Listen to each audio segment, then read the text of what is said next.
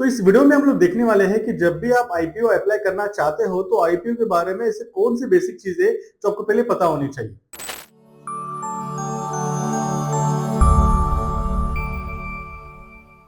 ये जो बेसिक चीजें होती है ना, आईपीओ कब आ रहा है, क्या हो रहा है, उसमें क्या चीजें पता होनी चाहिए, ये सब कुछ आपको नॉर्मली आपका जो ब्रोकर है जिसके थ्रू आप आईपीओ अप्लाई करने वाले हो वहां पे उसके ऐप पे तो मिल ही जाएगी।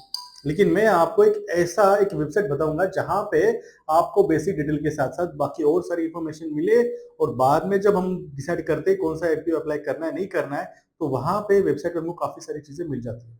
तो ये मैं आपको लेके जाऊंगा एक ऐसी वेबसाइट पे जिसका नाम है चित्तौड़गढ़ आईपीओ। ये एक अच्छी वेबसाइट है क्योंकि यहाँ पे आपको आईपीओ के बारे में काफी सारी इंफॉर्मेशन मिल जाती है। तो पहले तो मैं क्या करता हूँ, आप गूगल पे जाके सर्च करिए चित्तौड़गढ़ आईपीओ तो आपको ये वेबसाइट मिल जाएगी। ये इसका स्क्रीन है। इसमें बेसिकली क्या क्या चीज आपको पता होनी चाहिए पहले आपको ओवरव्यू दे देता हूँ। यहाँ पे आपको एक टैब दिख रहा होगा आईपीओ। जब आप आईपीओ पे क्लिक करोगे तो आपको आईपीओ के बारे में काफी सारी डिटेल्स यहाँ पे दिखेगी। उसमें से आईपीओ डैशबोर्ड ये हमारे लिए काफी इंपॉर्टेंट है। क्यों? क्योंकि आईपीओ डैशबोर्ड में आपको पता चलेगा कि इस साल कौन से आईपीओ आए हैं, आने वाले हैं, उनका परफॉर्मेंस क्या है, वो सब कुछ आपको इस डैशबोर्ड पे मिल जाता है। जैसे कि आप स्क्रीन पे देख पा रहे होंगे, टोटल यहाँ पे अभी तक जब हम वीडियो बना रहे हैं तब तक 9 आईपीओ आ चुके हैं। उसमें से 2 प्रॉफिट में गेन हो चुके हैं, जिनका लिस्टिंग हुआ है तो प्रॉफिट में हुआ है, गेन में हुआ है। और 7 आईपीओ जब लिस्ट हुए तो उनका स्टार्ट लॉस से हुआ है। अब यहाँ पे आपको दिख रहा होगा आईपीओ का मेन बोर्ड, यानी यहाँ पे आईपीओ अवेलेबल है। अब इसमें 2 तरीके के आईपीओ होते हैं। एक जो आईपीओ जो हमको अप्लाई करना है जो मेन बोर्ड के अंदर आएगा, और दूसरा होता है एसएमई आईपीओ, यानी स्मॉल एंड मीडियम एंटरप्राइजेस जो होती है, छोटी कंपनी जो होती है, उनके लिए भी गवर्नमेंट ने सेबी ने अपॉर्चुनिटी लाई है कि आप भी मार्केट में आ सकते हो, मार्केट से पैसे जमा कर सकते हो, आप भी पब्लिक के साथ पार्टनरशिप कर सकते हो। लेकिन वो काफी छोटी कंपनीज होती है, उनके रूल्स रेगुलेशन थोड़े अलग होते हैं। हमारा फोकस होना चाहिए मेन बोर्ड आईपीओ पे, यानी मेन आईपीओ जो कंपनीज लेके आ रही है वहां पे क्या। अब यहाँ पे जब आप देखोगे तो स्क्रीन पे आपको दिख रहा होगा कि ये क्लोज हो चुके हैं, मतलब इनका डेट वगैरह सब कुछ निकल चुका है। अभी आने वाले इसमें कुछ भी नहीं दिखा रहा है कि कौन सा आईपीओ आने वाला है। क्यों? क्योंकि मार्केट फिलहाल टोटल डाउन है। तो कोई भी कंपनी नहीं चाहती कि इस तरीके मार्केट एनवायरमेंट में आईपीओ लेके आऊं, क्योंकि ऑलरेडी लोगों का सेंटिमेंट्स निगेटिव है, मार्केट गिर रहा है, लोगों का जो इन्वेस्टमेंट किया था वो निगेटिव है। तो लोग इस समय पे इन्वेस्टमेंट करना थोड़ा सा अवॉइड करते हैं। इसलिए यहाँ पे हमको एक भी आईपीओ कंपनी का दिख नहीं रहा है जो आने वाली है। लेकिन जैसे ही अप्रैल मई के बाद मार्केट सेंटिमेंट्स पॉजिटिव हो जाएंगे, उसके बाद आपको धड़ाधड़ आईपीओ आना शुरू हो जाएंगे। अब हम लोग क्या करते हैं, कोई भी एक आईपीओ चूज करते हैं, उसके कौन से बेसिक डिटेल्स हमको पता होने चाहिए क्या होते हैं। तो फॉर एग्जांपल हम लोग मान लीजिए जैसे हेक्सावेयर टेक्नोलॉजीज, इसका आईपीओ अगर आने वाला हो या फिर इसके आईपीओ के बारे में डिटेल्स हमको चाहिए तो उससे हम लोग क्लिक करेंगे। थोड़ा सा नीचे जाएंगे ना तो यहाँ पे हमको दिखेगा Hexaware IPO technology details, IPO की डिटेल्स। अब डिटेल्स मतलब क्या है इसमें, देखो सबसे पहले चीज आती है आईपीओ की डेट। मतलब जब भी कोई आईपीओ आता है तो वो नॉर्मली 3 to 5 डेज का टाइम पीरियड देते हैं जिसमें आप जाके आईपीओ अप्लाई कर सको। तो वो डेट कौन सी है, तो वो रहेगी आईपीओ डेट। जैसे यहाँ पे दिखा रहा है 12 फरवरी से लेके 14 फरवरी तक 3 दिन का समय आपको मिलेगा जहां पे जाके आप आईपीओ में अप्लाई कर सकते हो।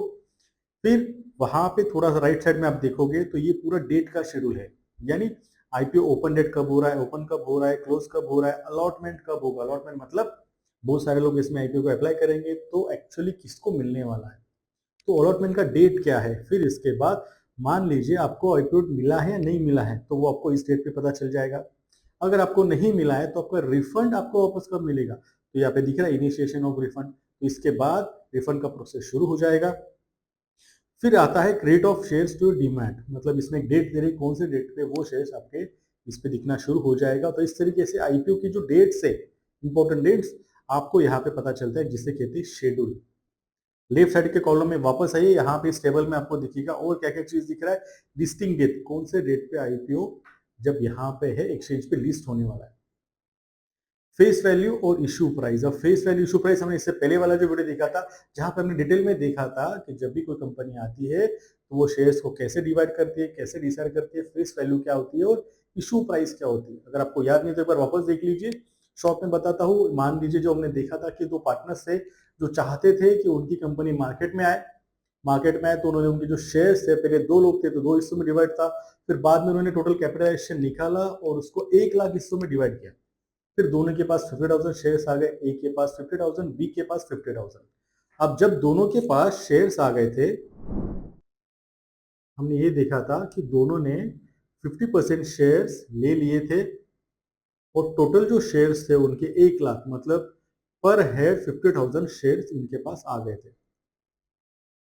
इसको डिटेल में हमने पहले वीडियो में देखा है, बट मैं आपको गो थ्रू करवा देता हूँ। तो जो शेयर्स इन्होंने बनाए थे, अब ये शेयर जब मार्केट में आए तो पहले जो इनका कैपिटल था अराउंड 10 लाख का कैपिटल था, और अगर हम लोग पर शेयर देखें तो 1 लाख से उसको डिवाइड करेंगे तो पर शेयर उसका वैल्यू 10 रुपीज था। तो जो 10 रुपीज था ये था इनका फेस वैल्यू, यानी एक्चुअल शेयर का वैल्यू जो उनका कैपिटल के हिसाब से आता है। लेकिन ये लोग क्या चाहते थे, हमने मेहनत करी 5 साल 10 साल से कंपनी चला रहे, कंपनी में इन्वेस्टमेंट लाया, कंपनी को आज प्रॉफिट में लेके जा रहे और आने वाला समय इसका काफी अच्छा है, तो हमको जो वैल्यू है ना, कि 10 रुपए तो हो गया फेस वैल्यू, हमको थोड़ा एक्स्ट्रा पैसा चाहिए क्योंकि हमारे मेहनत का पैसा कहाँ गया। तो जब ये पूरा कैलकुलेशन होता है कि कंपनी का फ्यूचर क्या है, क्या दिखता है, वैल्यूएशन कितना है और कितना ये चार्ज कर सकते हैं, तो वहां पे जो ये चार्ज करना चाहते हैं उसे कहते हैं इशू प्राइस। हमने देखा था 400 रुपीज ये लोग चाह रहे थे कि हमको मिले एक शेयर के वैल्यू के लिए। तो ये जो 400 रुपीज है ये होगा इनका इशू प्राइस, यानी जब मार्केट में कंपनी आएगी, जब लॉन्च करना चाहते हैं तो 400 से लॉन्च करना चाहते हैं।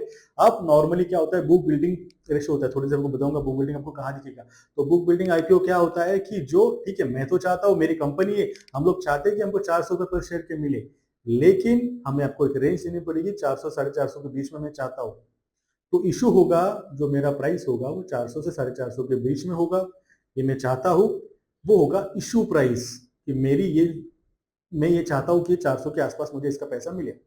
अब इशू प्राइस हो गया, फेस वैल्यू हो गया, तीसरा जो प्राइस रहेगा वो रहेगा मार्केट वैल्यू, यानी जब मार्केट में ओपन होगा 400 के आसपास शुरू हो गया, उसके बाद मार्केट की सबसे मोमेंटम चालू होगा और फिर जो आपको चार्ट्स पे दिखता रहेगा वो रहेगा उसका मार्केट वैल्यू। तो फेस वैल्यू, इशू प्राइस और मार्केट वैल्यू तीन अलग अलग वैल्यू है। फेस वैल्यू आपके लिए इंपॉर्टेंट है क्योंकि उसका एक्चुअल वैल्यू है। जब भी आपको आगे जाके फ्यूचर में शेयर्स मिलेंगे, जब शेयर का मल्टीप्लीकेशन होगा, आपको बोनस मिलेगा या फिर आपको जो जो भी चीज कंपनी आपको प्रोवाइड करेगी, वो उसका कैलकुलेशन होता है फेस वैल्यू में क्योंकि उसका एक्चुअल वैल्यू है। इशू प्राइस जब फर्स्ट टाइम कंपनी मार्केट में आई, जो इशू हुआ वो प्राइस होता है इशू प्राइस, और मार्केट वैल्यू बाद में जो मार्केट में उथल पुथल होगा उसका प्राइस 1000 हो सकता है, 2000 हो सकता है, या वापस 20 रुपए आ सकता है, वो प्राइस जो मार्केट में मिल रहा है वो होगा उसका मार्केट प्राइस। तो तीन प्राइस आपको इंपॉर्टेंट जो आपको पता होनी चाहिए। वापस जाते हैं अपने मेन स्क्रीन पे। ठीक है, तो यहाँ पे जो थे तो हमने देखा, लिस्टिंग देख समझ में आ गया, आईपीओ समझ में आ गया, face value, issue price, lot size. Lot size क्या होता है, जब भी कोई कंपनी आती है उसका आईपीओ आता है तो आप एक शेयर नहीं ले सकते, आपको कुछ लॉट लेना पड़ता है।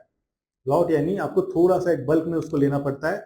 तो डिसाइड करते हैं, नॉर्मली इसका क्वांटिटी डिसाइड होता है कि 15,000 के आसपास वैल्यूएशन डिसाइड होता है, उसमें कितना लॉट्स आएगा, उसमें कितने शेयर्स आएंगे, उसके हिसाब से लॉट साइज डिसाइड होता है जब आईपीओ आता है। नेक्स्ट पॉइंट है टोटल इशू साइज। अब इशू साइज क्या है कि टोटल कितने शेयर्स ये मार्केट में लेके आने वाले। हमने देखा था वहां पे कि 20,000 शेयर्स उन्होंने सोचा था, जो पहले वाला वीडियो था एग्जांपल हमने लिया था कि 20,000 शेयर्स उनको लाना है कि पब्लिक को देना है। तो हो गया इशू, कितने शेयर्स ये लोग लाना चाहते हैं। अब इसमें आपको और एक चीज दिखेगा, ऑफर फॉर सेल और फ्रेश इशू। अभी इसमें फ्रेश इशू दिख नहीं रहा, लेकिन दो तरीके के होते हैं। ऑफर फॉर सेल मतलब क्या, अब हमने वहां पे देखा था कि 1 लाख शेयर्स कंपनी के पास थे। वापस अगर हम लोग वहां पे जाए तो 1 लाख शेयर्स उन्होंने डिसाइड करे थे कि डिवाइड बने, तो कैपिटलाइजेशन को डिवाइड करके बनाए थे। तो पहले दोनों के पास 50,000 थे, फिर उन्होंने डिसाइड किया कि दोनों 40-40 हजार शेयर्स खुद के पास रखेंगे और 10,000 शेयर्स जो है वो मार्केट में लेके जाएंगे। अब इनके शेयर से ये लोग मार्केट में लेके जा रहे, तो क्या हो गया, ऑफर फॉर सेल।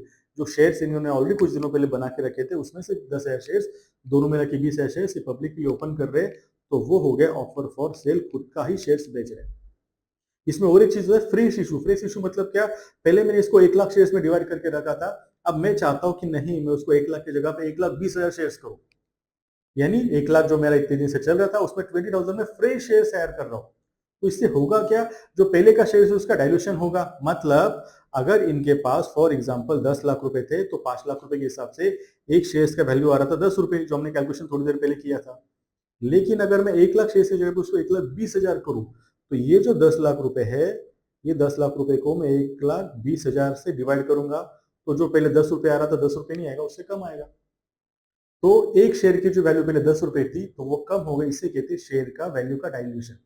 ये कब होता है, जब फ्रेश शेयर्स ऐड होते हैं, मतलब जो पहले से कैलकुलेशन है उसको छोड़ के जब नए शेयर्स ऐड होते हैं तो उसे कहते हैं फ्रेश शेयर्स। तो अब वापस आते हैं ये मेन स्क्रीन पे, तो हमने क्या क्या देखा, डेट सब देख लिया इंपॉर्टेंट, फेस वैल्यू देखा, इशू प्राइस देखा, मार्केट प्राइस जो आने वाला है वो होगा, लॉट साइज और टोटल इशू साइज और ऑफर फॉर सेल क्या है। उसके बाद अगर थोड़ा नीचे आते हैं तो वहां पे आपको 2-3 चीजें दिखती है। इशू टाइप क्या है, book build issue IPO. Book build issue IPO मतलब क्या, जो हमने डिस्कस किया कि आजकल जो आते हैं उसमें एक रेंज दिया जाता है, इस रेंज में मार्केट में जो डिमांड है उसके हिसाब से 400 450 मेरा रेंज है। मार्केट के डिमांड से डिसाइड होगा कितने लोग अप्लाई कर रहे हैं कि 450 पे कौन होगा या 400 पे कौन होगा। तो ये डिसाइड करता है बुक बिल्ड इशू आईपीओ, इस प्रोसेस को कहते हैं, इस नाम दिया हुआ है। कहाँ पे लिस्टिंग होगा, तो लिस्टिंग होगा बीएसई एनएसई दोनों एक्सचेंज पे होगा। पहले शेयर होल्डिंग इशू करने से पहले कितना था और बाद में शेयर्स कितने हो जाएंगे कितने बढ़ जाएंगे, टोटल यहाँ पे आपको डिटेल्स मिलता है। तो जब भी आपको कोई भी आईपीओ अप्लाई करना है तो आपको ये बेसिक चीजें पता होनी चाहिए कि इसका वैल्यू, इसका क्या क्या चीजें है और इसका मीनिंग क्या होता है। उसके बाद ही आप डिसाइड कर सकते हो कि कौन से आईपीओ में अप्लाई करना है। और एक चीज जो आपको पता होनी चाहिए, शेयर होल्डर कैटेगरी, अलग अलग कैटेगरीज होते हैं। तो कौन से शेयर होल्डर कैटेगरी में आप आते हो। नॉर्मली हम सब लोग इन्वेस्ट जब करते हैं तो करते हैं रिटेल कैटेगरी में, लेकिन उसके अलावा भी कुछ कैटेगरीज होती है जिसका नॉलेज आपको होना चाहिए कि उनका मीनिंग क्या होता है। फॉर एग्जाम्पल ये आपको दिख रहा है कि यहाँ पे अलग अलग कैटेगरीज दी हुई है। क्या है यहाँ पे दिखा हुआ है, एंकर इन्वेस्टर। एंकर इन्वेस्टर यानी जो बड़े इन्वेस्टर जो शेयर या कंपनी में पैसा इन्वेस्ट करना चाहते हैं, आईपीओ आने से पहले ही बाय कर लेते हैं, वो होते हैं एंकर इन्वेस्टर। इनको एक मिनिमम क्वांटिटी लेना पड़ता है, उतना इन्वेस्टमेंट करना पड़ता है, वो होता है एंकर इन्वेस्टर। फिर कुछ ऐसे इंस्टीट्यूशंस होते हैं वो आईपीओ चालू होने के बाद इन्वेस्ट करना चाहते हैं, तो वो है क्यूआईबी, क्वालिफाइड इंस्टीट्यूशनल्स। ये तो दोनों भी तरीके हैं, ये जो दोनों भी कैटेगरीज है एक्चुअली ये म्यूचुअल फंड या बड़े इन्वेस्टर्स होते हैं, क्वालिफाइड इन्वेस्टर्स होते हैं, इनमें आते हैं। लेकिन एंकर इन्वेस्टर कौन होता है, जो पहले इन्वेस्ट करता है, और क्यूआईबी के अंडर कौन होता है, जो आईपीओ आएगा तब इन्वेस्ट करता है।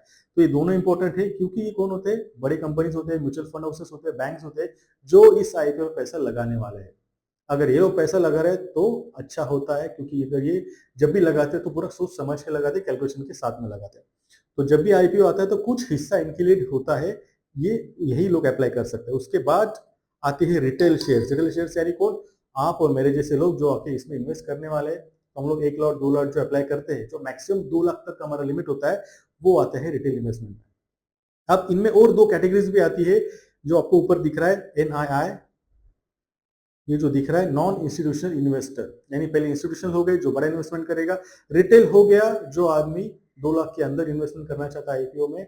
आप बड़ा कंपनी नहीं है, एक इंस्टीट्यूशंस नहीं है, नॉन इंस्टीट्यूशन इन्वेस्टर है, लेकिन थोड़ा ज्यादा पैसा लगाना चाहता है, तो उसके लिए भी ऑप्शन अवेलेबल होता है। वो एनआईआई कैटेगरी के अंडर वहां पे अप्लाई कर सकता है। तो उसमें क्या होता है, अगर आप 2 लाख से लेके 10 लाख के अंदर आप इन्वेस्ट करना चाहते हो तो आप आ जाओगे स्मॉल, ये यहाँ पे दिख रहा है less than 10 lakh, small non institution investor. और बिग, बिग मतलब क्या, आप 10 लाख से ज्यादा पैसे लगाना चाहते हो आईपीओ में, तो फिर आप इसकी कैटेगरी में आओगे BNNI में, नहीं, बिग नॉन इंस्टीट्यूशन इन्वेस्टर। अब इसमें नॉन इंडिविजुअल भी हो सकता है, ट्रस्ट भी अप्लाई कर सकता है, कंपनीज होते हैं, फैमिली हाउसेस होते हैं, तो अलग अलग तरह के कॉर्पोरेट्स होते हैं, वो लोग भी यहाँ पे आके पैसा लगा सकते हैं इस कैटेगरी के अंदर। जब आप आईपीओ सिलेक्ट करने जाते हो तो वहां पे आपको चूज करना होता है, आप एज अ रिटेल कैटेगरी लगा रहे हो या फिर आप एनआईआई के अंदर लगा रहे हो, जितना आपको पैसा लगना है उसके हिसाब से चूज करके वहां पे डिसाइड कर सकते हो।